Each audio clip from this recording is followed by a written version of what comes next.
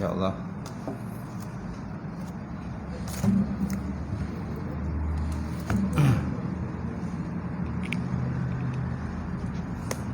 Kita buka pengajian pada pagi ini dengan kita sama-sama membaca kitab ila hadratin Nabi Muhammad Mustafa Rasulullah sallallahu alaihi wasallam wa ala alihi kiram wa ashabi izam sya'ulahumul Fatihah. A'udzu billahi minasy syaithanir rajim. Bismillahirrahmanirrahim. Alhamdulillahi rabbil alamin arrahmanir rahim maliki yaumiddin. Iyyaka na'budu wa iyyaka nasta'in ihdinas siratal mustaqim. Siratal ladzina an'amta 'alaihim ghairil maghdubi 'alaihim waladdallin. Amin. Assalamualaikum warahmatullahi taala wabarakatuh. Alhamdulillah rabbil alamin. Wala aqibatil muttaqin wala udwana illa 'alal zalimin. Asyhadu an la ilaha illallah wahdahu la syarikalah wa asyhadu anna Muhammadan 'abduhu wa rasuluh. Allahumma shalli wa sallim ala sayidina wa nabiyina wa habibina wa maulana Muhammad imamil muttaqin wa qaidatul mujahidin wa ala alihi wa sahbihi wa man da'a bi da'watihi wasanna bi sunnatihi ila yaumil. Rabbi shrah li sadri wa yassir li amri wa hlul 'uqdatam min lisani yafqahu qawli. Subhanaka la ilma lana illa ma 'allamtana innaka antal alimul hakim. Wala haula wala quwwata illa billahil aliyyil azim. Qala Allah Subhanahu wa ta'ala fi kitabil karim, a'udzu billahi minasyaitonir rajim. Bismillahirrahmanirrahim. Law anzalna hadzal qur'ana 'ala jabalin la ra'aitahu khashi'an mutasaddian min khasyatillah wa tilkal amsal nadribuha lin-nasi la'allahum yatafakkarun. Sadaqallahul azim. Maksudnya, kalau seandainya Quran itu diturunkan kepada gunung ganang, hazal Quran ala jabalin la ra'aitahu, nescaya kamu akan melihat gunung ganang itu akan tunduk dan hancur kerana min khasyatillah, akan takut kepada Allah Subhanahu wa taala. Jika Allah Subhanahu wa taala memberikan perumpamaan kepada kamu, mudah-mudahan kamu berfikir. Qala Nabi sallallahu alaihi wasallam, "May yuridullahu bihi khairan yufaqihu fiddin." Maksudnya, pada siapa dikehendaki Allah Taala akan kebajikan, saya berikan kepahaman di dalam bidang agama. Nawaitu ta'allum wa ta'lim, tazakkur wa tazkir, wa naf'a wa intifa' wal ifadatu istifadah, wal hasa 'ala tamassuki bi kitabillah wa sunnati rasuli wa du'a ilal huda wa dalalati ilal khairi ibtigha' mardatillah wa qurbihi wa sawabihi subhanahu wa ta'ala. Yang dihormati hadirin tuan-tuan imam kita, sebenarnya semudakan Fadil Tuan Bilal, Tuan Siap, kemudian seluruhnya jawatan kuasa masjid, sidang jamaah muslimin muslimat, mukminin mukminat wa ta'ala. Alhamdulillah, kita panjatkan puji dan syukur kepada Allah Ta'ala. Lagi kita dapat bersama pada subuh pagi ini, insyaAllah. Dan kita akan sambung pembahasan kita pasal yang kedua, ulasan kata-kata hikmah Syekh Ibn Athilah Sakandari. Pasal kedua, pembetulan dan nasihat kepada orang yang memperolehi darjah wali Allah. Pembetulan ataupun nasihat kepada orang yang telah memperolehi darjah wali, darjah wali Allah, wilayah. Baik, apa kata musannif Syekh Ibn Athilah? Matali'ul anwar qulub, matali'ul anwari wal qulub wal asrar, nurun mut saudaun fil qulub madaduhu minan nuril warid min khazahinil quyub. Nuru yakshafu laka bihi min asarihi wa nurun yukshafu laka bihi an awsabihi. Rubbama waqafatil qulub mal anwar kama hujibatin nufus bikasyaifil aghyar. Satara anwarus sarair bikasaifil zawahir ijlalan laha an tubtazala biwujudi izhar wa ayunada 'alaiha bilisani ijtihar. Subhana man lam yaj'al dalil ala awliyaihi illa min haitsu dalilu alaihi wa lam yuwassil ilaihim illa man arada ay yuwassilahu ilaihi. Rubbama atla'aka ala ghaibi malakutihi wa hajaba anka al-istisrafi ala siratil ibad wa man atla'a ala sarail ibad wa lam yatakhallaq bi rahmati ilahiyati kana itla'uhu fitnatan 'alaiha wa sababan li jarri wa babi ilaihi. Hazzun nafsi fi ma'siyatin zahirul jaliyun wa hazzuha fi ta'ah batinul khafiyun wa mudawatu ma yakhfa su'bun ilajuhu. Rubbama dahala riya 'alaika min haitsu la yanzuru khalqa ilaih istashrafuka ay ya'lamal khalqa bi khususiyatika dalilun ala adami sidika fi ubudiyatika. Ghayyib nazar al-khalqi ilaika bi nazar al-khalqi ilaih wagib an ikbalihim alaika bi syuhudi ikbalihi ilaika. Man arafa al-haqqa syahidahu bi kulli syai'in wa man faniya bihi ghaba an kulli syai'in wa man habba lam yu'sir wa man habbahu lam yu'sir alaihi syai'a. Perkhidmatan dia. Baik, kita lihat terjemahan dia. Sumber cahaya daripada Allah Ta'ala adalah hati. Matari'ul anwar qulub wal asrar. Sumber cahaya daripada Allah Ta'ala adalah hati dan juga rahsia-rahsia hati, kata. Nurun mustaudaun fi qulubi madaduhu minal nuril warid min khazainil ghuyub. Cahaya yang bersumberkan pada hati adalah cahaya yang diletakkan dalam hati. Cahaya yang bersumberkan pada hati adalah cahaya yang diletakkan dalam hati. Seseorang yang selalu mempunyai cahaya daripada alam ghaib, min khazainil ghuyub. Nur yukshafu laka bihi an asarihi wa nurun yukshafu laka bihi an awsafihi. Kan? Kemudian cahaya yang bersumberkan pada hati itu ada kalanya menyebabkan Allah Ta'ala membukakan hati anda hingga mengetahui keadaan makhluk-makhluknya.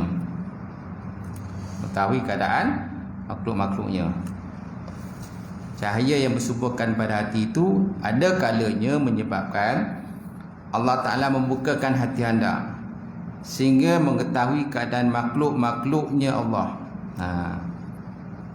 Kemudian ada kalanya cahaya itu menyebabkan Allah Ta'ala membuka hati anda hingga mengetahui akan sifat-sifat Allah, sifat-sifatnya Allah. Wa nurun yukshafu laka bihi an awsabihi. Seterusnya, rubbama waqafatil qulub mal anwari kama hujibatin nufus bikasyaifil aghyar. Kadang-kadang kata musannif, kadang-kadang hati berhenti bersama cahaya yang menimbulkan kasyaf itu, lalu disibukkan dengan kasyaf. Sibukkan dengan kasyaf dan tidak mahu lagi meningkatkan makrifah. Sebagaimana kesenangan nafsu yang boleh menghalang seseorang daripada Allah, kerana selalu disibukkan dengan selain daripada Allah Subhanahu wa ta'ala. satara anwar sarair bi kasyafi zawahir ijlalan laha an tubtazala bi wujudi izhar wa ayunada 'alaiha bi lisan istihar. Kan Allah Taala menutup cahaya mata hati dengan sesuatu yang tidak kelihatan. Allah Taala boleh menutup cahaya mata hati dengan sesuatu yang tidak kelihatan kerana memuliakan cahaya itu. Jangan sehingga menjadi dipermudahkan, disebabkan diketahui oleh sebarang orang, dan jangan sehingga dimasyhurkan oleh orang. Wa ayunada 'alaiha bilisani istihar. Dan jangan sehingga menjadi dipermudahkan disebabkan ketahui oleh sebarang orang, dan jangan sehingga dimasyhurkan oleh orang. Subhana man lam yajlid dalil ala awliyaihi illa min haisu dalilu alaiha. Maha suci Allah Subhanahu wa taala, zat yang tidak menjadikan dalil, makna petunjuk yang menunjukkan kepada para wali, kecuali daripada segi petunjuk yang menunjukkan kepadanya. Subhana man lam yajlid dalil ala awliyaihi illa min haisu dalilu alaiha. Maha suci Allah Ta'ala, zat yang tidak menjadikan dalil, ini petunjuk yang menunjukkan kepada para walinya, kecuali daripada segi petunjuk yang menunjukkan padanya. Walam yuwassil ilaihim illa man arada ay yuwassila ilaih. Allah Ta'ala tidak menyampaikan kepada para walinya kecuali terhadap orang yang dia kendaki dapat sampai kepadanya. Walam yuwassil ilaihim illa man arada ay wassilahu ilaihi. Allah Ta'ala tidak menyampaikan pada para walinya kecuali orang yang dikenaki dapat sampai kepadanya. Rubbama atla'aka ala ghaibi malakutihi wa hajaba anka al-istirafa ala asratil ibad. Kemudian kadang-kadang Allah Ta'ala menunjukkan kepada anda keadaan-keadaan gaib di alam malakut, tetapi dia memalingkan anda daripada mengetahui rahsia para hamba. Kadang-kadang Allah Ta'ala menunjukkan kepada anda keadaan-keadaan gaib di alam malakut. Ini darjat wali ni, kan? Ini darjat wali ni semua ni. Kadang-kadang Allah Ta'ala menunjukkan kepada anda keadaan-keadaan gaib di alam malakut, tetapi dia memalingkan anda daripada mengetahui rahsia para hamba. Rahsia hamba dia tak tahu sangat, sedangkan benda gaib dia nampak, kan? Ini kedudukan wali ni. Ada kelemahan wali pun ada kelemahan dia. Kemudian man itla'a ala asratil ibad wa lam yatakhallaq bi rahmati illahiyati kana itla'uhu fitnatan alaihi wasababan li jari wabal ilaihim. Barang siapa dikurniakan dapat mengetahui rahsia-rahsia para hamba, tetapi tidak berperi perketi rahmat ilahi, maka pengetahuannya itu merupakan fitnah juga baginya, dan boleh menyebabkan kedatangkan kerosakan pada dirinya lah. Dia pun boleh jadi rosak. Kalau seandainya dia mengetahui rahsia hamba, tetapi ada perkara lain pula yang dia dah tahu. Hazzun nafsi fi ma'siyatin zahirun jaliyun. Bagian nafsu dalam maksiat sudah jelas, tetapi bagian nafsu dalam taat itu tersembunyi. Bagian nafsu dalam maksiat sudah jelas. Hazzun nafsi fi ma'siyatin zahirun jaliyun wa habzuha fi ta'ah batinun khafiyun. Tetapi bagian nafsu dalam taat itu tersembunyi. Wa mudawatu ma yakhfa sa'bun ilajuhu.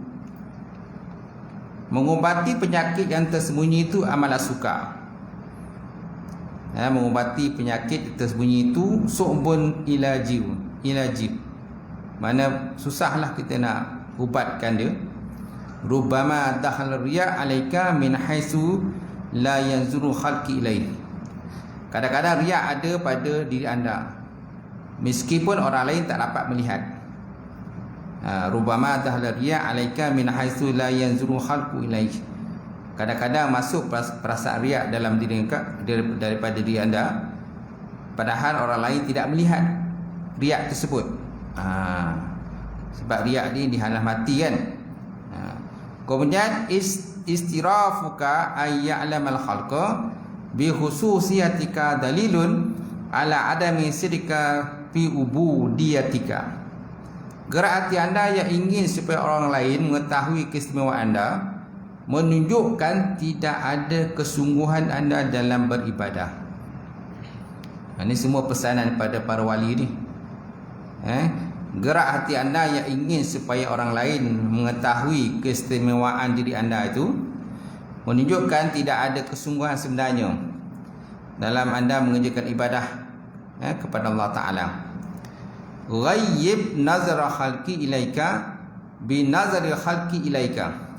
Hilangkanlah pandang orang lain kepada anda, nescaya Allah Ta'ala memandang kepada diri anda. Hilangkanlah kan pandangan orang lain terhadap diri anda, maka Allah Ta'ala akan memandang pada diri anda. Waghib an ikbalihim alaika bi syuhudi ikbalihi ilaik. Ketika menghadapnya, menghilangkanlah dari orang lain dengan memandang pengawasan Allah Ta'ala kepada anda.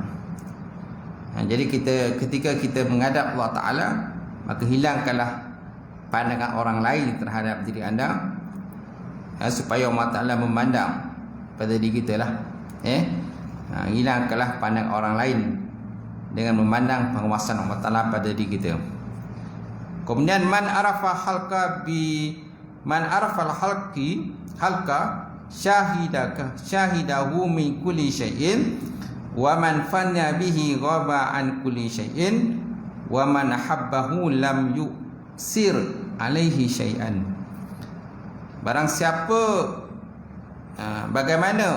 barang siapa yang mengenal zat Allah Ta'ala, tentu dia dapat melihat Allah Ta'ala pada segala sesuatu.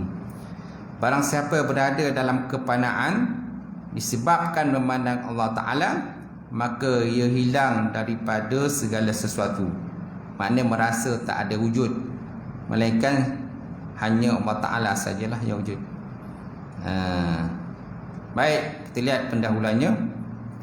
Jadi apabila manusia sampai kepada Allah Subhanahu Wa Ta'ala dan merasakan apa yang diketahuinya daripada Tuhannya, sama ada kitab Allah maupun sunnah baginda Rasulullah SAW, berarti dia telah memasuki ke dalam kawasan wali Allah. Dia dah masuk area ataupun kawasan wali Allah, al-wilayah. Padahal menjadi orang yang layak untuk membimbing orang lain. Layaklah. Ni siapa ni tuan-tuan? Orang yang dah memegang dengan kitab Allah. Siapa yang dah pegang dengan kitab Allah, dah pegang dengan sunnah Rasulullah SAW, sebenarnya dia dah memasuki kepada alam wali Allah. Dalam masa dia tak tahulah, dia tak pasal sebenarnya, tapi dia dah masuk area kawasan al-wilayah wali Allah Ta'ala. Dan dia juga layak untuk membimbing orang lain. Kalau dia nak bimbing orang lain, boleh je. Dan tapi kalau kata tak confident nak bimbing, tak payahlah, beramal untuk diri sendiri saja. Walaupun kadang-kadang dia memasuki berbagai perkara khayalan, atau terjerumus ke lembah kesalahan, atau terikut-ikut dengan tarikan bahagian-bahagian tertentu hawa nafsu. Jadi kata-kata hikmah di sini tuan-tuan dikemukakan bertujuan menasihatkan dan membetulkan keadaan. Betul tak? Jadi bila kita dah masuk kepada alam wajah Allah Ta'ala ni, contohlah kita dah masuk ke alam al-wilayah, alam wajah Allah, kita tak pernah sunyi daripada buat silap juga. Kata misalnya ada juga kesalahan-kesalahan kita buat. Jangan kita dah masuk dalam martabat wajah Allah ni tak ada buat salah apa-apa. Ada sebab ada juga masih lagi hawa nafsu yang akan mengiringilah, dan juga memperdaya juga dia. Jadi dalam pasal ni tuan-tuan, kata-kata hikmah di atas memperkenalkan kepada orang alim ataupun orang arif berbagai-bagai jenis cahaya yang kadang-kadang dicurahkan dalam hatinya bagi membezakan antara cahaya-cahaya tersebut dan membolehkan mereka memahami apabila cahaya tersebut melimpah ke dalam hati para murid mereka. Murid ni pengikutlah, kan? Orang-orang yang tingkatan masuk dalam kumpulan tarikat ni, biasanya dia ada pengikut dia. Dia jadi syekh, dia ada, kemudian ada pengikut orang yang mengiringinya. Jadi ada kadang-kadang silap, kesalahan juga. Bukan makna tak ada salah silap. Kadang-kadang orang arif ingin mengetahui kelebihan dan keistimewaannya. Ada rasanya orang arif ni, orang tingkatan wali Allah ni, kadang-kadang dia nak orang tahu dia ni ada kelebihan. Dia ni boleh terbang di udara. Dia boleh, orang kata, berada di dua tempat dalam satu masa. Dia nak orang tahulah dia ni wali Allah. Macam tu. Ini mana kesilapan juga, kesalahan juga. Kadang-kadang orang arif bila ingin mengetahui kelebihan dan keistimewaannya, kadang-kadang dia juga begitu beria-ia untuk mengetahui rahsia hamba. Dalam masa yang sama juga dia beria-ia nak mengetahui rahsia-rahsia hamba ini, kelemahan-kelemahan hamba dan sebagainya. Dalam pasal ini Syekh memperingatkan tentang bahaya perkara ini. Nampak tak?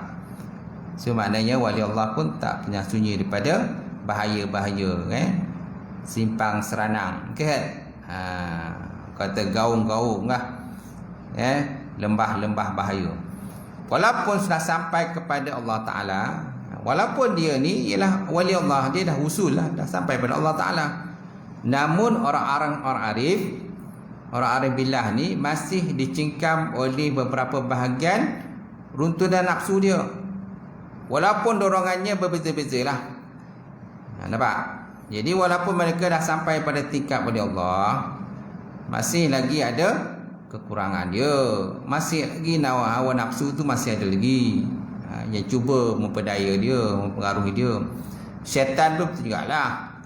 Syaitan pun masih lagi cuba memperdaya dia lah. Daya dia, menghasut dia dan sebagainya, sehingga kan dia merasakan dia ni hebat, dia bagus, dia takjub lah kelebihan daripada dia. Orang lain tak ada kelebihan, dia saja ada kelebihan. Ini menyebabkan perasaan takjub juga, hairan diri kan. Ini dia juga boleh menyebabkan dia jatuh dalam lembah bahaya.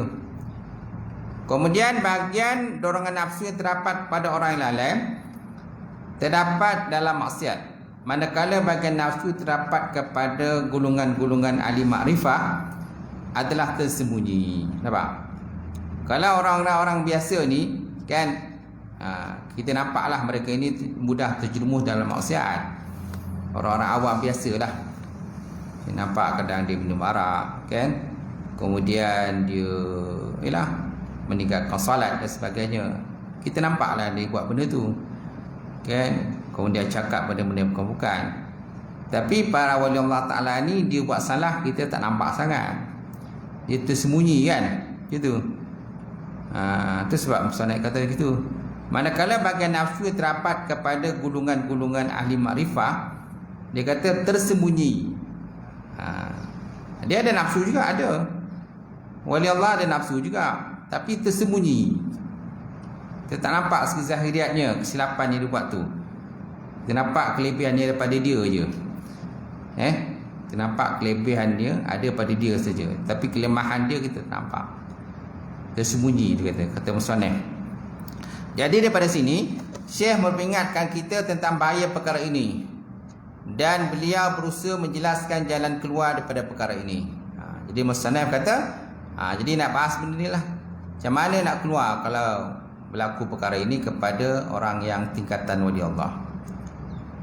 Jadi ujian tuan-tuan tetap wujud, dia kata. Ujian tetap wujud walaupun telah sampai pada Allah. Walaupun orang tu dah usul lah, ataupun orang-orang yang muqarrabun, orang yang dekat pada Allah, tapi tetap ada ujian juga. Sebagai manusia kan, malah para nabi, para rasul pun ada ujian juga. Betul tak? Nabi para Rasul kan, Nabi Muhammad SAW pun banyak ujiannya. Malah ada golongan yang bergelar ulul azmi kan, Nabi ulul azmi kan, Nabi yang banyak menghadapi cabaran, dugaan. Baik, jadi ujian tak wujud walaupun telah sampai pada Allah.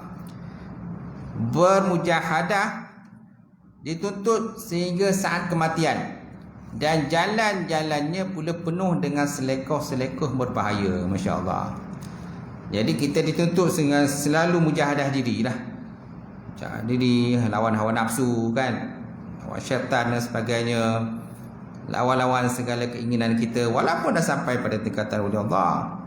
Itu kenapa jalan dan selekoh-selekoh bahaya tu masih ada lagi, masih tak ada lah walaupun kamu dah usul. Baik, kemudian Syekh berkata, Syekh menjelaskan matani al-anwar qulub wal asrar, nurul mustaudaun fi qulubi madaduhu minal nuril warid min khazanil wujud, nuru yashafu laka bihi an asarihi wa nurun yukshafu laka min awsafi bihi an awsafi. Rubbama waqawatil qulub mal anwari kama hujibatin nufus bi kasyaifil aryam, satara anwaril sarail bi kasyaifil zawahir, ijlalan laha an tazala bi wujudil izhar wa ayunada alaihi bisani isti'ar. Maksudnya semua cahaya daripada Allah Ta'ala adalah rahsia, adalah hati dan juga rahsia-rahsia hati. Cahaya yang bersumberkan pada hati adalah cahaya yang letakkan dalam hati seseorang, yang selalu mempunyai cahaya daripada alam gaib. Yalah wali Allah kan, wali Allah ni ialah mereka dapat sesuatu sumber yang orang lain tak boleh dapat. Kita kata wali Allah, dia ada kelebihan-kelebihan tentulah. Cahaya yang bersumberkan pada hati ada kalanya menyebabkan Allah Ta'ala membukakan hati anda hingga mengetahui keadaan makhluk dia kan. Ada para wali Allah Ta'ala ni dia tahulah, dia tahu gerakan hati kita, firasat. Dah sebut tu dalam satu hadis ni, takut oleh kamu akan firasat orang yang beriman, ittaqu firasal mu'minin. Takut oleh kamu akan firasat orang beriman, kerana mereka itu melihat dengan nur Allah Subhanahu Wa Taala. Tu wali Allah Taala tu, mana firasat tu, mana orang-orang yang mendapat suatu kelebihan sehingga dia tahulah, tahu maknanya orang lain tak boleh tahu, dia boleh tahu benda tu. Itu kelebihan Allah Taala daripada dia lah, gitu. Ataupun karamah lah, karamah. Oleh Allah Ta'ala ni biasa dapat karamah ataupun kasyaf, dia tahulah gerak hati kita. Itu kelebihannya. Tapi mereka tidak juga kelemahan, mereka tak hamba. Walaupun dia wali Allah Ta'ala, dia masih kelemahan yang lain. Kadang-kadang kita tak nampak kelemahan itu, Allah Ta'ala je tahu kelemahan mereka. Ada kalanya cahaya itu menyebabkan Allah Ta'ala membukakan hati anda sehingga mengetahui sifat-sifat Allah. Jadi ada masanya cahaya yang Allah Ta'ala bagi ini kita tahulah. Pertama, rahsia-rahsia hamba. Mana segala rahsia hamba tu kita tahulah. Kelemahan dia, kekurangan hamba tu dia tahu. Dia wali Allah. Satu lagi, dia mengetahui tentang sifat-sifat Allah. Sifat wajib bagi Allah, wujud, qidam, baqa, kan? Sifat-sifat istighna, sifat-sifat iftikar, semua dia tahulah. Sifat Allah Ta'ala ni kan qadim. Sifat yang ada pada Allah tidak bercerai tanggal daripada Allah. Sifat kita ada masanya akan bercerai tanggal daripada kita. Contohlah orang tu cerdik, kan? Asalnya orang tu cerdik, dia tak cerdik. Asal orang tu dia lahir ke dunia cerdik tak? Dia tak cerdik. Dia akan tempoh belajar dalam satu tempoh masa tertentu. Dia membesar dan sebagainya, belajar sekolah rendah, sekolah menengah, universiti, ada sekolah pondok dan sebagainya. Belajar sama ada petelaki dengan guru, kemusyafahan dengan guru dan sebagainya. Maka jadilah dia orang cerdik, orang alim. dengan belajar tadi. Tapi sampai satu masa nanti bila Allah Ta'ala tarik dia punya nikmat kealiman itu, maka jadi jahil semula. Dia jahil balik. Pada asalnya pada asalnya dia jahil. Betul juga orang kaya. Orang kaya lahir-lahir je belum tentu kaya. Kemudian dia pun membesar, bekerja mencari duit, dan sejam malam pagi petang cari duit, maka dia jadi kaya. Satu masa nanti Allah Ta'ala boleh tarik balik kekayaan itu, maka dia jadi fakir balik, jadi miskin semula. Jadi sifat kekayaan itu ialah sifat sementara. Sedangkan sifat ghani yang ada pada Allah tidak bercerai tanggal daripada Allah. Sifat alim, Allah Ta'ala maha mengetahui kan, Al-alim. Sifat yang alim pada Allah tidak bercerai tanggal daripada Allah, tetapi dia bukan zat Allah. Sifat alim yang ada pada Allah Ta'ala itu tidak bercerai tanggal daripada Allah, tetapi dia bukan zat daripada Allah Ta'ala itu. Dia bukan zat Allah. Itu ada pembahasan dalam Tauhid, dalam bab sifat 20 kan. Satu lagi wujud. Wujud kan, wujud itu bukan diri Allah dan bukan selain daripada Allah. Wujud itu bukan diri Allah dan bukan selain daripada Allah Ta'ala. Itu juga dengan sifat alim. Sifat alim itu bukannya zat Allah dan bukan selain daripada zat Allah. Sebab apa? Sifat alim itu berbeza dengan sifat alim yang ada pada manusia. Sifat alim pada manusia boleh bercerai tanggal daripada manusia, boleh hilang, kan?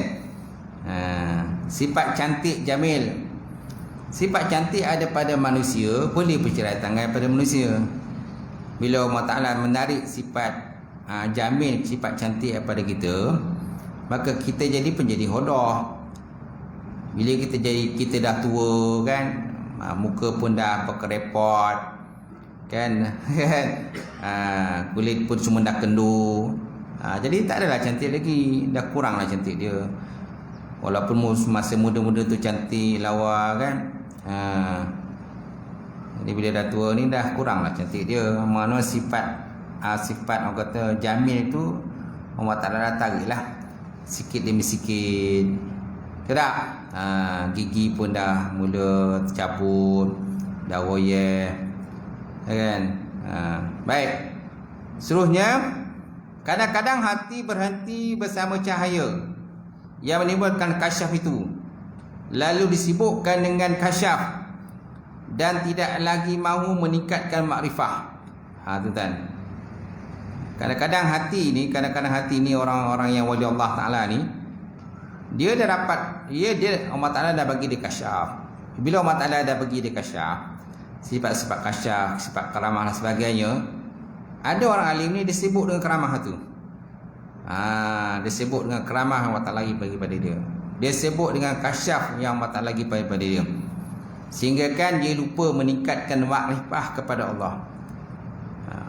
Dia lupa untuk meningkatkan lagi pengetahuannya tentang Allah Ta'ala, zat Allah Ta'ala, sifat-sifat Allah Ta'ala sebagainya.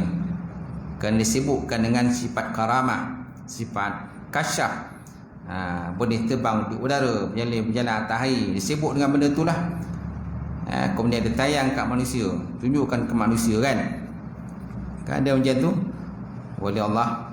Baik, sebagaimana kesenangan nafsu yang boleh menghalang seseorang daripada Allah kerana selalu disibukkan dengan selain daripada Allah Subhanahu Wa Ta'ala.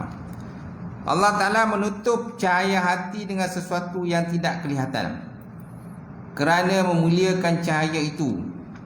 Jangan sampai dipermudahkan disebabkan diketahui oleh sebarang orang, dan jangan sehingga dimasyhurkan oleh orang lain. Jadi Allah Ta'ala menutup cahaya hati dengan sesuatu benda yang kita tak nampak lihat pun. Benda-benda gaib kan, mana nampak. Baik, kemudian 1, 2, 3. Ada nombor 1, 2, 3 bawah tu.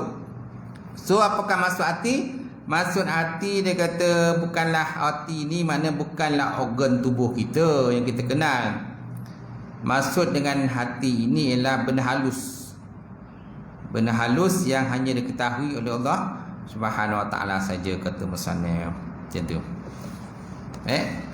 Kemudian antara perkara yang perlu dibezakan oleh orang arif antara dirinya dengan muridnya, iaitu jenis-jenis cahaya, tempat dan juga tabiatnya. Tempat cahaya adalah hati, rahsia hati. Rahsia hati atau sir ialah aspek yang lebih tersembunyi daripada hati itu sendiri. Yang dimaksud dengan hati ini ialah iman. Tempat iman. Maksud dengan hati ini tempat iman. Kemudian tempat kufur, tempat nifak, takwa, wara, takut, dan hubun, cinta. Hubun, cinta kan. Dan tempat hati itu adalah dalam dada lah. Maksud dengan hati ini lah hati yang tempat iman duduk kita tu lah. Iman kita duduk. Kalau orang tak beriman, kufur lah. Kufur duduk kat hati dia. Takwa pun duduk kat hati jugalah. Takwa, wara, takut. Takut pun takwa lah. Mahabbah, cinta kan. Semuanya dalam hati kita. Hati ni tak besar pun, kecil je. Tapi kat situ lah pesarang dia. Kalau benda baik, baiklah dia. Kan. Ala fil jasadi mudghah. Dalam jasad kita adakan sekutu daging. Iza salahat salah jasadi kullu. Iza fasadat fasadat jasad kullu. Ketahuilah dalam diri kita itu ada sekutu daging. Jadi kalau baik, maka baiklah jasad seluruhnya. Kalau buruk, buruklah jasad seluruhnya.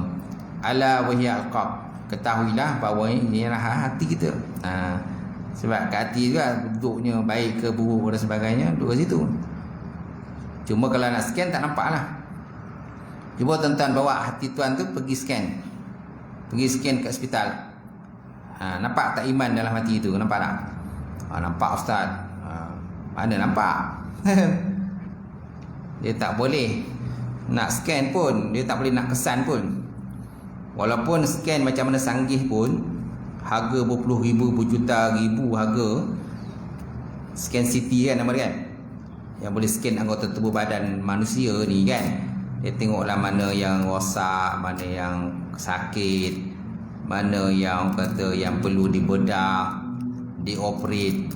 Kan kena scan dulu. Kalau orang patah kan kena scan dulu, tengok mana yang patah. Lepas tu baru buat operation, operate kan. Tapi iman dalam hati kita, kita scan macam mana pun, begitu canggih pun alat yang digunakan untuk scan iman kita ni memang tak nampak. Itu kelemahan manusia ni, masih manusia. Walaupun manusia ni hebat, boleh mencipta pelbagai jenis mesin untuk mengetahui keadaan manusia. Covid kan orang kesan kan. Orang kena Covid, boleh scan lah, scan dan tengok. Buat ujian Covid, sama ada ujian tekak ke ataupun elio kan. Dekat airport pun ada kan alat scan untuk scan imbas, pengimbas haba lah. Tengok siapa demam tak demam. Demam tak boleh masuk airport, tak boleh terbang. Kena scan dulu. Airport kan ada. Tujuannya untuk lah supaya jangan virus tu jangan merebak lah. Boleh scan lah. Kalau ada orang tu sakit, nampak lah merah. Tapi iman ni scan macam mana pun tak nampak.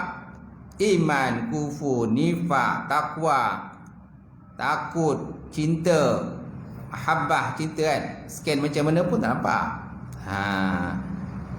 So maknanya masih ada kelemahan segi manusia lah untuk scan benda tu.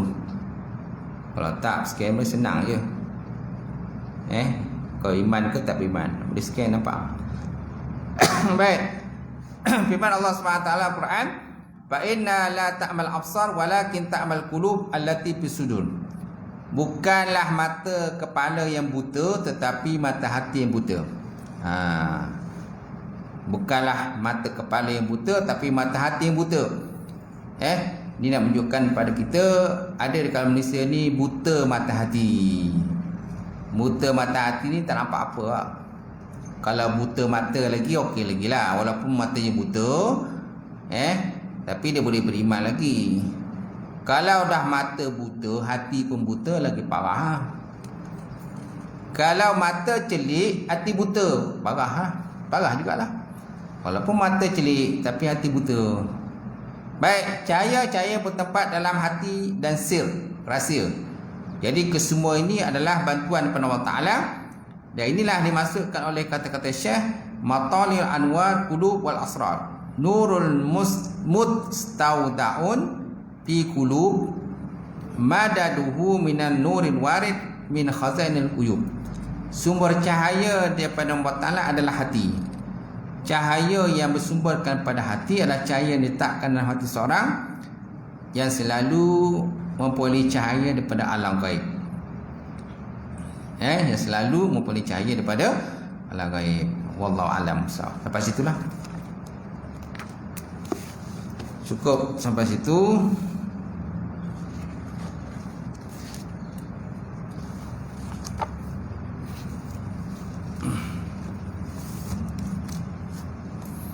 Okey, kita baca sikit yang kita Keluhan Ummah. Kau suap apa tuan? 263. 263. Oh, kan habis dah. Betul tak?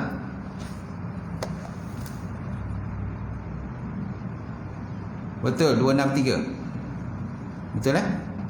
Okey. Hukum perempuan ziarah kubur. Apakah hukum kalau perempuan menziarahi kubur? Keharusan perempuan menziarah kubur. Bolehkah perempuan ziarah kubur, tuan-tuan? Jawapannya boleh kan? Belum baca lagi dah, tuan-tuan pun dah jawab dah. Boleh. Baik, jawapannya ziarah kubur adalah sunat. Sunat bagi lelaki dan perempuan. Ada pendapat menyatakan makruh bagi perempuan. Dalilnya ialah satu hadis. Antaranya ialah hadis riwayat Muslim. Rasulullah pernah mendatangi Jibril dan suruh menyampaikan kepada Sayyidatina Aisyah radhiyallahu ta'ala anha, inna rabbiki ya'muruki an ta'tiya ahlal baqi' wa tastaghfiri lahum. Sesungguhnya Tuhanmu menyuruhmu untuk menziarahi para penghuni perkuburan Baqi' untuk engkau mintakan ampun bagi mereka. Ini kata-kata Rasulullah pernah datang Jibril dan Jibril disuruh sampaikan kepada Aisyah. Apa kata-kata Aisyah? Apa kata Jibril? Kan? Inna rabbiki ya'muruki. Sesungguhnya Tuhan engkau memerintahkan engkau an ta'ti ahlul baqi', bahawa kamu mendatangi akan perkuburan Baqi', wa tastaghfiri lahum, dan kau minta ampun bagi mereka penghuni perkuburan Baqi'. Itulah macam tu. Kemudian Aisyah bertanya, wahai Rasulullah, apa yang harus aku ucapkan ketika menziarahi perkuburan Baqi', ziarah mereka? Sabda Rasulullah, quli assalamu ala ahli diyar minal mu'minin wal mu'minat wa yarhamullah al mustaqdimin minna wal mustakhirin wa inna insyaallah bikum lahiqun. Ini doa yang kita bacalah kita menziarahi perkuburan. Assalamu ala ahli diyar, sejahtera atas kau wahai penghuni kubur, kan? Penghuni kampung, manapun kampung tu penghuni kubur lah. Daripada golongan orang beriman. Sama ada golongan beriman itu dahulu ataupun kemudian. Semoga Allah Ta'ala melimpahkan rahmat kepada kita bersama, baik yang terdahulu maupun yang masih baru masuk. Baru masuk kubur lagi kan, masih fresh lagi kan, masuk kubur. Dan insya-Allah Ta'ala kami juga akan menyusul kemudian. Nampak? Kita pun akan menyusul juga. Tak ada siapa pun yang tak akan menyusul di kubur tu. Janganlah kita takut ziarah kubur, kerana besok kita pun akan masuk juga ke situ. Kalau orang mati kan, kerana ada orang mati ni, kadang-kadang kita tak nak uruskan orang mati, malas nak uruskan orang mati, ataupun takut nak uruskan orang mati. Orang mati lah, malas lah nak uruskan, malas nak orang kata nak mandikan. Biarlah walid, biarlah imam, biarlah orang kata bila wanita yang uruskan, dah tugas dia kan. Biarlah dia mandikan seorang. Nampak tu. Sebenarnya kita boleh je, tapi jangan ramai-ramai sangat lah. Kalau ramai-ramai sangat pun susah juga kan. Tempat mandi tu hadkanlah bilangan dia berapa orang. Jangan terlampau ramai. Ramai pun susah juga. Ada juga kadang-kadang pun cakap-cakap tu, ni pun makruh juga punya cakap. Baik, sebabnya kita sedekahkan pahala untuk orang mati. Jadi kalau seandainya kita diperlukan menguruskan jenazah, so janganlah kita mengelak lah daripada menguruskan jenazah. Walaupun kita ni bukanlah orang masjid. Kita ni bukanlah orang kata, bukanlah Bilal, kita ni bukanlah Siap, bukanlah kita ni Bilal wanita. Sedangkan masa tu tak ada Bilal, tak ada Siap, tak ada wanita. Dan kita pun ada pengalaman sikit-sikit lah, ketahuan sikit berkenaan jenazah ni. Kita buatlah, mana kita buatlah kan. Sebab besok kita pun mati juga. Besok pun kita akan mati juga. Tak boleh lagi, tuan-tuan. Besok kalau kita mati pun orang akan uruskan kita pula. Macam tu. Kalau kita dalam dunia kita uruskan orang, besok orang pula uruskan kita pula. Macam tu. Tak boleh lagi lah. Baik. Hadis riwayat pada Abdullah bin Abi Mulaikah bahawa pada satu hari Aisyah datang kepada kubur. Datang daripada kubur. Maka beliau berkata, mana beliau Abdullah bertanya, "Ya Ummul Mukminin, kamu datang pada mana?" Beliau menjawab, "Daripada makam saudaraku Abdurrahman." Lalu aku bertanya lagi, "Bukankah Nabi telah melarang daripada ziarah kubur?" Lalu beliau menjawab, "Benar. Mula-mula Nabi larang ziarah kubur. Kemudian baginda menjuruh menziarahinya."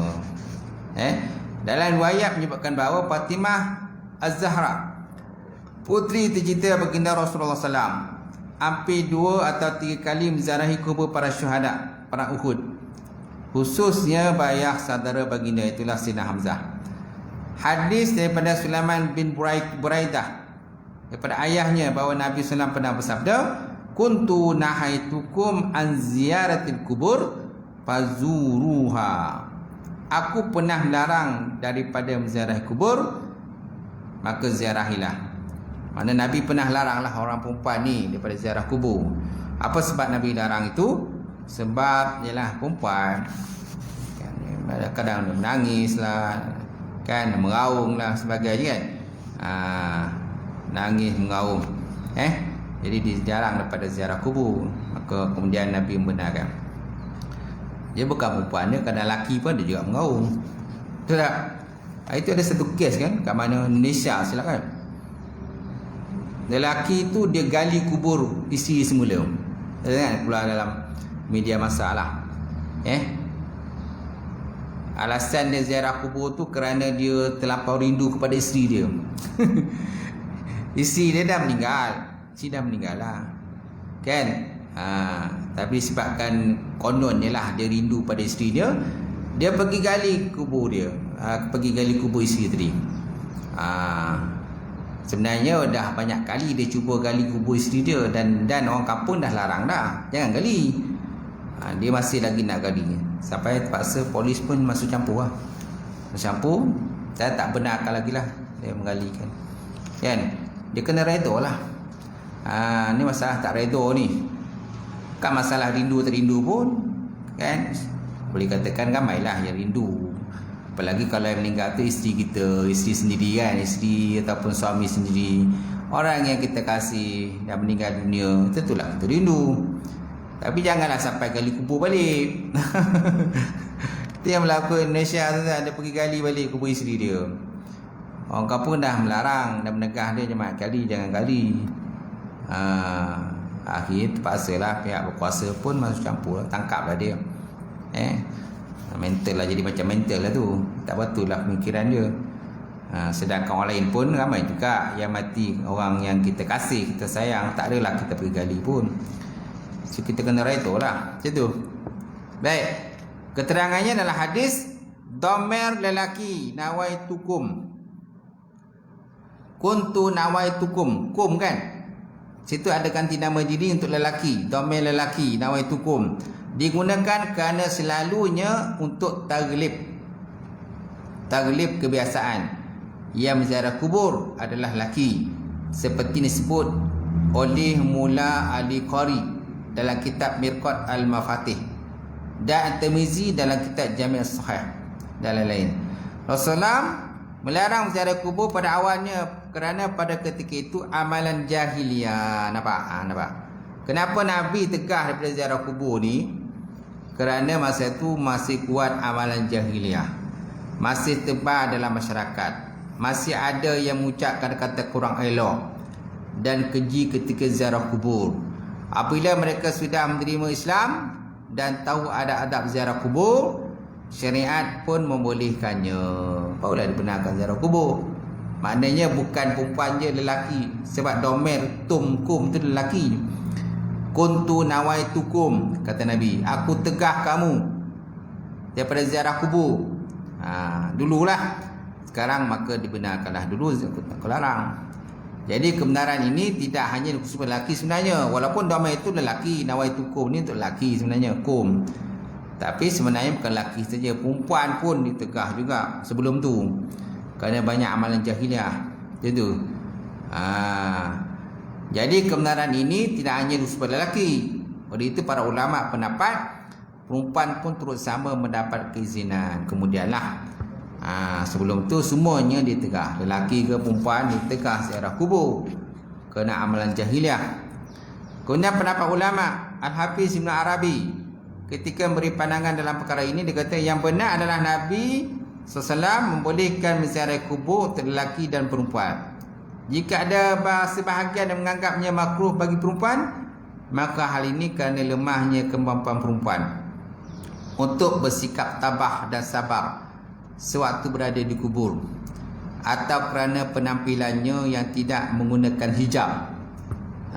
Tidak betul aurat kan ketika ziarah kubur, aurat terdedah, pakai singkat, pakai skirt, nampak aurat. Kemudian ziarah kubur pula tu macam mana, tak ada adab. Menurut sebagian fuqaha ahli fiqh, hadis yang melarang perempuan ziarah kubur adalah kerana perempuan selalu lemah, kurang sabar sehingga menyebabkan mereka menangis menjerit-jerit dan meraung-raung, an-nihayah, an-niyahah,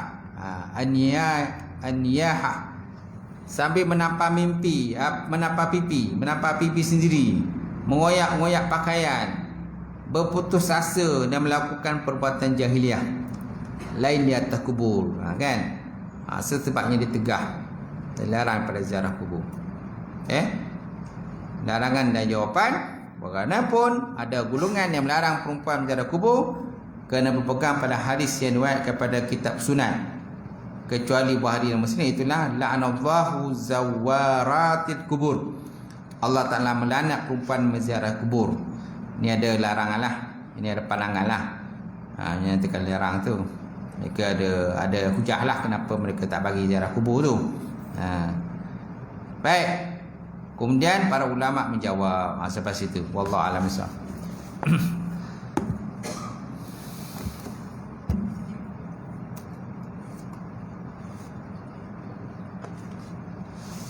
Ada soalan?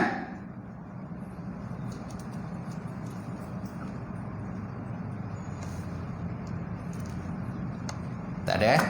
Tak ada, saya tutup. Auzubillahi minasyaitonir rajim. Bismillahirrahmanirrahim.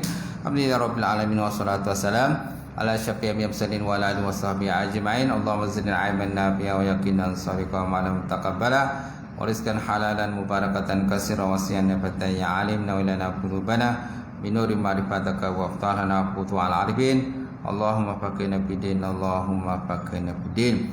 Ta'assana bi izzatil jabarut wa tawakkal ala tahassana bi rabbil malakut wa tawakkalna ala allazi la yamut. Allahumma sif anna hazal waba wa qina syarrar rada wa najina minat ta'ni wa ta'ul bala bilutfika ya latif ya khabir innaka ala kulli syai'in qadir. Allahumma inna na'udzubika min jahdil bala wa dakish syaqa wa su'il qada wa samasatil ada. Allahumma inna na'udzubika min azabil qabri wa min azabin nar wa min fitnatil mahya wal mamat wa min fitnatil masiihid dajjal.